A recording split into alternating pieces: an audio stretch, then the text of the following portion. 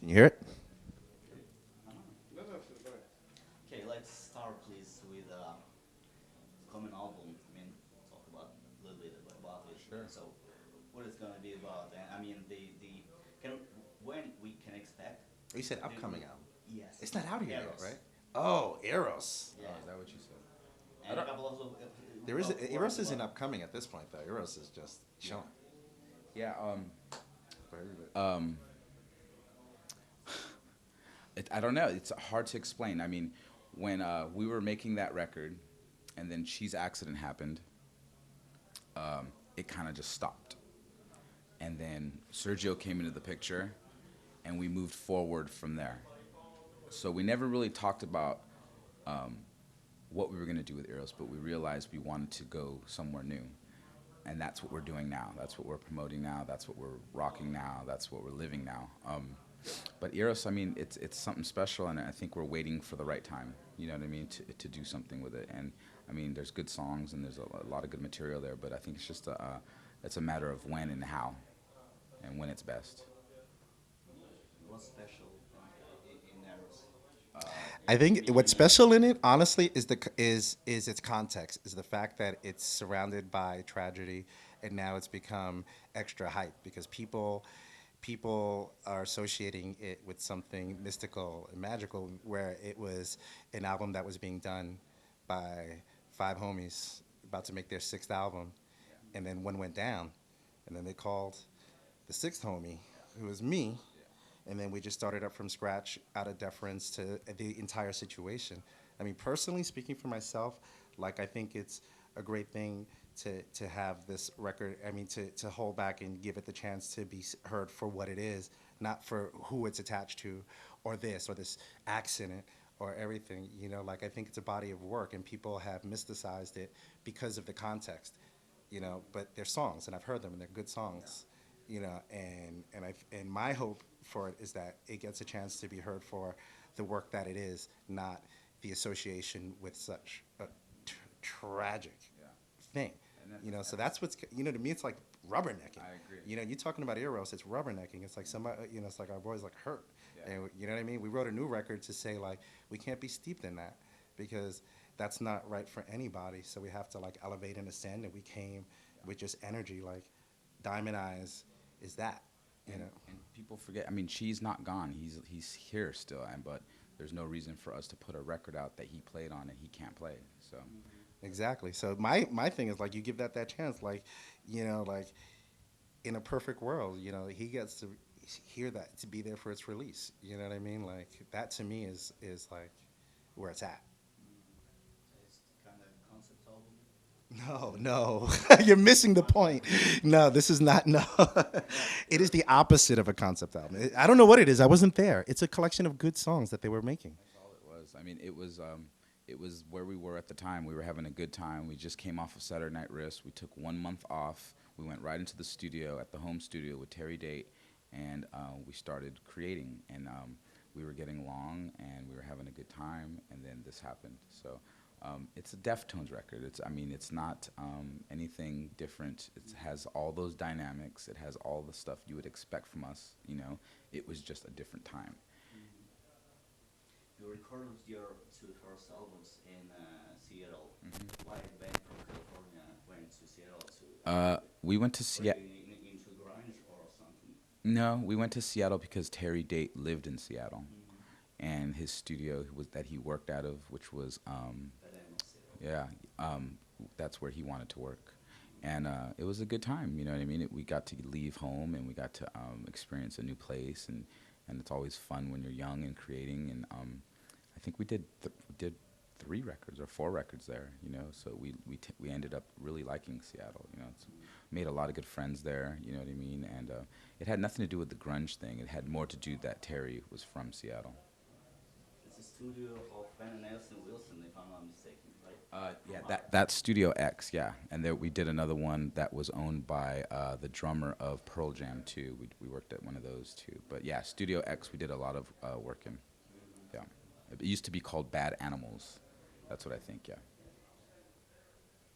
Yeah, some people call your music you play new metal, and call you the partners of new metal. style you play, and what do you think about the term nu metal?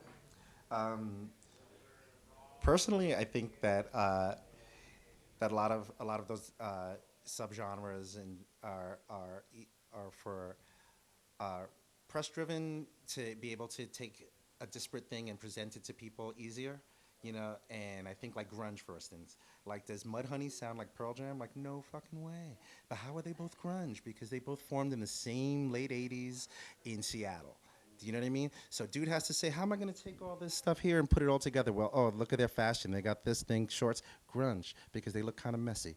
So now they're grunge. And I don't think that any of those cats ever thought grunge in their lives. The dudes after who were doing hair metal, who wanted to make some money, became grunge. So like those are for, you know what I mean? I think that if you're a pioneer or something, you couldn't possibly be really thinking about it in that kind of way. But I also don't think most of the bands who you really hold on to the labels, you know, they don't really attach themselves to that. Which, when you're young and we were making records, we didn't think we were going to start anything, and I don't think we really still think that. But I mean, I think we would know that there was this thing happening, and it kind of left a bad taste in our mouths. You know what I mean? So what we did was make White Pony to try and be like, look, we're more than what they say this whole thing's supposed to be. You know what I mean? So people still call us that. You know what I mean? People still like to attach that to the scene or whatever. So what are you gonna do? What are you gonna do? Myself. No. No, no, no. About the thing, like the thing of new metal or genres. Yeah, people, Bec- let them call it what they will, but I mean, if, I think we make still relevant records, and they're good records, and I don't hear anything about it being new metal. I mean, we're from the Bay Area, and I think we're more of the sound that came out of there, and the influences of the crazy different genres that mishmashed, and that's a San Francisco thing, man. It always has been a San Francisco thing. The funk and and the heaviness, and then the grooveness. I mean, it's definitely a Northern California thing, and an LA thing too. You know what I mean? There was a lot of funk metal going on in LA. You know what I mean, and stuff. That was more of Primus, Infectious Groove, Suicidal Tendencies, Faith No More, Metallica, Jane's Addiction, like that. That was the influences. You know what I'm saying? And I think we're more akin to that stuff than what they think what we're doing now is tagging as new metal. Have you ever played together with ST or Jane's Addiction? Oh yeah, many times. Yeah, many. yes. The Suicidal guys are friends, very good friends, and played with James many, many times. Yeah. Yeah, recently in Brazil Yes. with the original lineup. Mm. Well, a lot of you guys have some side projects or stuff like that. Some musicians say that that stuff just kills, their bands, and some bands Right. were and will be disbanded probably because of that. Right. Does it help you? I mean, that you have your own It's side work. It's projects, or it's Yeah, I mean it's work, but there's always everyone knows what the priority was as far as what we do. You know what I mean? So it's never really hindered us at all. You know what I mean? There was a time when the band wasn't it's at its most healthiest of getting along, and I think Chino ran to do his thing to get away from this, which is understandable. But I mean, they're all my homies in that band. You know what I mean? I can't hate on that. You know what I mean? Plus they made sick record. You know what I mean? So. And everyone's free to do what they want, but I think we all know what we're here for, and what the priority is, and that's just being in this band and making great Deftone records. You know what I mean? So that shit is just all extracurricular activities. You know what I'm saying? Yeah, because especially like these are a bunch of creative fools, so it's like you can't expect them to stop creating and just like see somebody who's good and cool, and you both got a couple of ideas and you lay it down. It's all good, But definitely like within these guys who've been friends for so long, like that foundation is there, and they always go back. It's always back to that. It's not in the same way as another band where they may kind of be together, have a tenuous relationship, not really dig each other. Joe X has another project, and it maybe does kind of okay, and he's like, forget you guys. That's not really a bond or a friendship. That's, kind of people positioning for their own end. But I think this is a different kind of experience. So I think this could definitely survive. Stefan's done, Kush, and cats are free to do things, but the love is there, and the desire to work together is so strong. Like I see it. I just come in and I can see these cats have been together, for so many years, and it's so evident that they want to play together. They're not playing together because we can get a check. so you guys workaholics, right? Uh, In that case, Funaholics. It's just like making music. We love music. We listen to music, and then you get a thing that makes a sound. You go, oh wow! And then you start tapping and making music. It's just the living a creative life and appreciating creativity. I think is probably where we're at. You know, we don't so much care. Like it could be drawing, it could be anything. Like we just want to do something and just be alive. And I think What bands or musicians that are alive you would like to cooperate with or to play with or do any projects with? Anyone really. I mean, I think as long as someone's fresh, you know, or we kind of dig their vibe and can and see it's genuine, and you know what I mean. And um, I don't know. That's hard. Anyone, man. You know, you meet a lot of people and you see a lot of kids doing new things, and you know, it would be fun to kind of just mess with everyone, but at the same time, it wouldn't. You know what I mean? Because it kind of taints everything in a way. You know what I mean? So, I mean, there's certain bands I wish we would have been able to tour with, etc. But whatever. You know, whatever comes, you know, our way, and if it works, it works. Yeah. Mm-hmm. No, we recently, yeah, please. oh no no no. We recently had talked to the Nazi Front guys. Oh yeah, I know that. And they said that they actually prefer to play in Europe because back home in America they play oftener and people are not that crazy about their music. What about you guys? Where do you prefer to play and Oh, anywhere, man. I like to play. I just want to play everywhere, and everywhere I haven't been, I'm trying to get to. You know what I mean? I think one of the best things we ever did early on in our career, which was come over here overseas and just played every little hole in the wall we could. You know, and we did that for many, many, many years, and that laid the foundation for us here. So we're able to do well here and in the States. You know what I mean? And it's kind of weird when you see these bands and they have these radio hits, but they just don't sell tickets. You know what I mean? And then they don't even come over here. You know what I mean? So it's like I feel blessed. You know what I mean? Yeah, I think for us, it's like there's such a passion of what we do and what we're doing, and we bring something that's so earnest.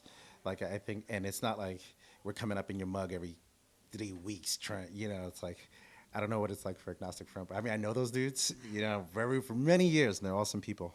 And I think that their experience is, you know, probably doesn't relate to ours in the sense that, you know, what they're doing. You know, when they come out here, they're on a hardcore band. They come out here for sometimes it's their first chance to see a hardcore band. People come out, they get hyped. You know, like whatever. For us, we're just the Deftones doing what the Deftones do, and like we just come with like Yeah, we've made it, or we haven't made it, but we've been lucky enough to play with a bunch of different people and a bunch of different styles. You know, we can do the skate warp tour, or then we can do the heavy metal tour, and then we can go out and bring out some indie band, and it's like, you know, we're like open, and I think we're lucky like that. You know what I mean? And it has to do with the dynamics in our records and stuff, and and over years we've never been afraid to try new things and try different sounds. So I mean, that's opened doors for us. You know what I mean? Windows. You know? and I think it keeps people excited too. Like I think like bands, I think with that are narrow in their margins, you know, like get people deep in them and then people move on because they need other fixes. But we, you know, like when you're so wide, you know what I mean? Like people grow, they get latched in, they grow with you, they change with you, and you always keep them thinking and maybe keep them on their toes. You know, like certain bands, like, you know, it's kind of to me, sometimes I think about like maybe the Ramones next to Led Zeppelin. You know what you're going to get in a Ramones record. You know, so everyone when you're 17 and 18 and you want a certain fix, you go to the Ramones. But the Zeppelin will provide a lot for you, and they'll take you to a lot of places, and you know, and you could run with them for a lot more years. yeah, our time is running out. Okay. We're finishing. Vince Stigma, by the way, told he has a tattoo shop back home in New Yeah, New York. York hardcore tattoo. Yeah, yeah. I live there. That's where I'm from. Oh, really? Yeah, yeah. I know those fools for a long time. You do love tattoos. We can see them. Yeah, yeah. Probably a couple of words for the audience about your favorite tattoos or something like that. Wow. Just what you want. Favorite tattoo or Tattoo artist? No, Tattoo. just tattoos in general. I like the art. You know, I think it's a beautiful medium. You know what I mean? And I got addicted to it later on in my life. But you know, I tend to go towards the more traditional type of stuff. You know what I mean? And it's just another form of expression. Honestly, man. To somebody, it could be something that I think isn't the best, but it means a lot to them. And I think that's what's cool about tattoos. You know? okay. It's all right. Yeah, it is. That is what's. Yeah, tattoos are cool for that. They're like a personal kind of indicator or marker, so that resonates with you. It's not so much like it could be good, bad, ugly, whatever. You know, just like speaks to you for a long time. I think I like all my tattoos. I don't. The ones I regret are gone. I covered them suckers up, but but I'm pretty happy with them all. And I like. I don't know, something cool about just taking, making that mark, saying like, claiming something. The best is yet to come. What, tattoo wise? Oh, my forehead piece. Okay, and a couple of words, please, for the audience. Sure. One Rock TV. Hey, One Rock TV, Sergio. This is Frank. I'm sorry. All right, let's start this again. Can we do it like that? All right. Hey, One Rock TV, I'm Sergio. I'm Frank. We're Deftones. One Rock TV. And I love Russia, man.